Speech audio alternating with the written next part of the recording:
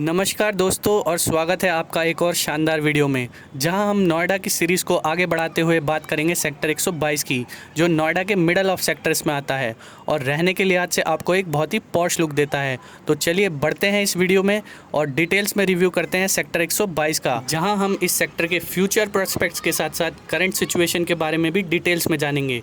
So let's get started.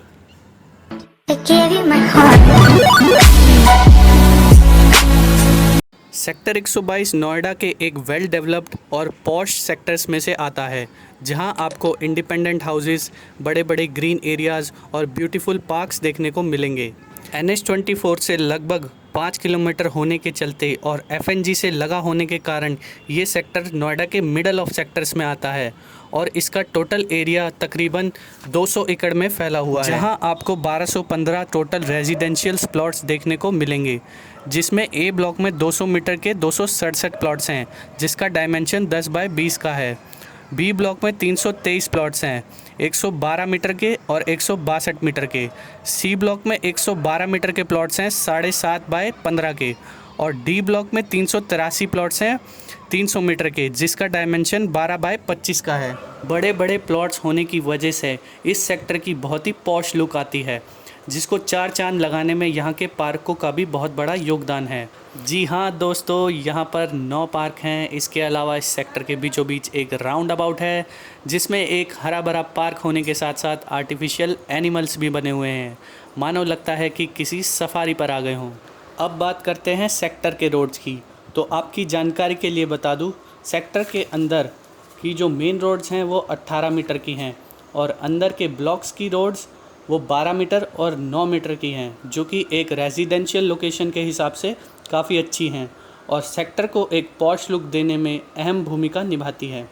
Sector में authority का दबाव होने के कारण 80% प्लॉट्स जो हैं वो लगभग बन चुके हैं, क्योंकि नोएडा अथॉरिटी कुछ नियमित समय देती है प्लॉट्स को बनाने के लिए। अगर आप उन प्लॉट्स को नहीं बनाते हैं तो नोएडा अथॉरिटी उन पर पेनल्टी लगाती है या फिर उन्हें कैंसिल कर देती है। और 100% प्लॉट्स तो आपको नोएडा के किसी भी सेक्टर्स में बने हुए नहीं मिलेंगे, क्योंकि बहुत से लोग प्लॉट्स को केवल इन्वेस्टमेंट के पर्पज़ से ही परचेज़ करते हैं। इस सेक्टर में प्लॉट्स का साइज़ बड़ा और कोई भी विलेज ना अटैच होने के कारण यहाँ के लोग इस सेक्टर को वेल मेंटेन रखने में अहम भूमिका निभाते हैं। इसलिए ये सेक्टर नोएडा के पॉश सेक्टर्स में गिना जाता है और इसका जीता जागता एग्जाम्पल आप मेरी वीडियो में भी देख पा रहे होंगे कि कितने बढ़िया बढ़िया विलाज और कोठीज़ यहाँ पर लोगों ने इस सेक्टर में बना रखी हैं। क्योंकि बड़े बड़े प्लॉट्स होने के कारण आपको यहाँ पर हाई क्लास जेंट्री ही मिलेगी। इस सेक्टर की मेन रोड फेसिंग पर 2 स्कूल भी बने हैं, जिसमें राघव ग्लोबल स्कूल और DPS स्कूल आते हैं, जिसमें आसपास के सेक्टर से भी बच्चे पढ़ने आते हैं, क्योंकि ये स्कूल आसपास के सेक्टर्स में भी पॉपुलर है। नोएडा के सेक्टर्स की बात हो और हम मेट्रो के कनेक्टिविटी की बात ना करें तो ऐसा हो ही नहीं सकता।